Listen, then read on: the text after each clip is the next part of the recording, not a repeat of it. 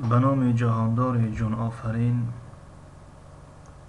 به نام جهاندار جان آفرین، حکیم سخن در زبان آفرین. درود و سلام همدیاران گرامی، زبان آموزان ارجمند. درس هفتم است از سلسله درس های انگلیسی برای نوآموزان. الفبای زبان انگلیسی حرف F. face face face روی، چهره. family family family عائله، خانواده.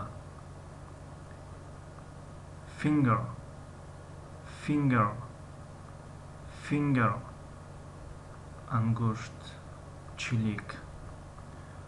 flower flower flower گل. این بود درس هفتم. تا درس بعدی، خدا حافظ.